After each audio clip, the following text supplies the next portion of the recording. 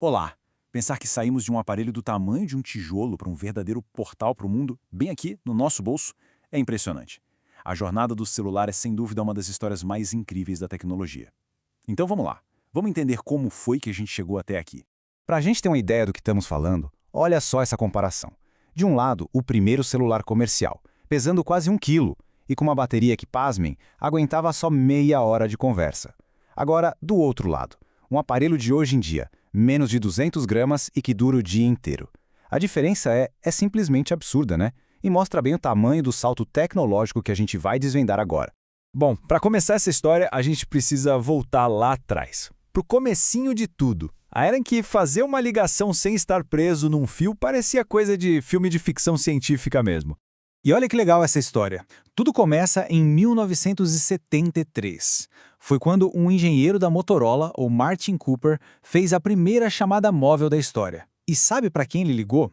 Para o seu maior rival, lá da Bell Labs. Imagina a cena. Ele ligou só para falar: "Oi, tô te ligando de um celular de verdade, um que não tem fio." Que provocação, hein? Mas olha só, demorou ainda. Foi só 10 anos depois, em 83, que o primeiro modelo comercial, aquele tijolão, chegou de fato para o público.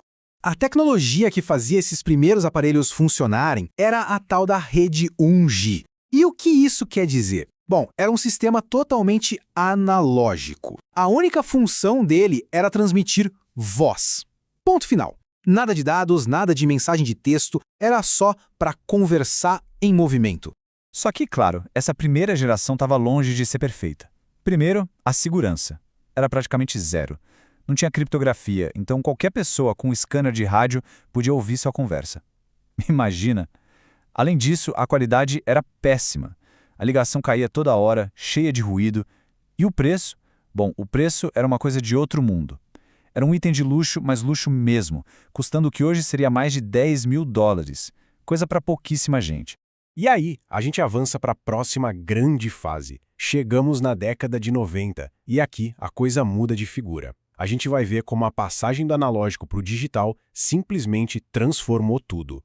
O grande pulo do gato aqui foi a chegada do 2G, o primeiro sistema digital. Essa mudança foi o ponto de virada. Pensa assim, ao invés de transmitir a voz como uma onda de rádio, o 2G transformava a voz em dados digitais. E foi isso que abriu as portas para um mundo de coisas novas, como mensagens de texto e mais segurança, coisas que eram impossíveis na era analógica.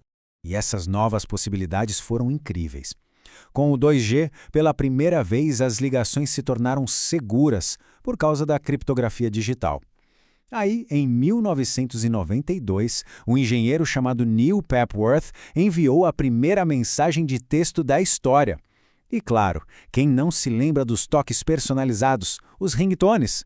A ideia de ter uma musiquinha no bolso também nasceu nessa época. E um dos grandes ícones dessa era foi, sem dúvida, o Motorola StarTAC. Foi o primeiro celular de flip. Sabe, aquele que dobrava no meio? Um design que era super revolucionário e que foi inspirado, olha aqui demais, nos comunicadores da série Star Trek, Jornada nas Estrelas. Era ficção científica virando realidade na palma da mão. Beleza, agora a gente avança para os anos 2000 e aqui a coisa acelera de vez. O celular deixa de ser só um aparelho para ligar e mandar mensagem e vira uma verdadeira central de entretenimento e trabalho. O começo do milênio foi uma loucura, uma explosão de novidades. De repente, as telas ficaram coloridas. E o famoso jogo da cobrinha virou uma febre mundial, todo mundo jogava. Logo em 2001, boom! Surgem as primeiras câmeras e o Bluetooth. E em 2002, o BlackBerry chega para mudar completamente o mundo dos negócios, colocando o e-mail na mão das pessoas, em qualquer lugar. Tudo isso estava evoluindo muito rápido, é verdade. Mas aí, em 2007, um único lançamento, um aparelho, mudou as regras do jogo para sempre e definiu o que seria o futuro de toda a indústria.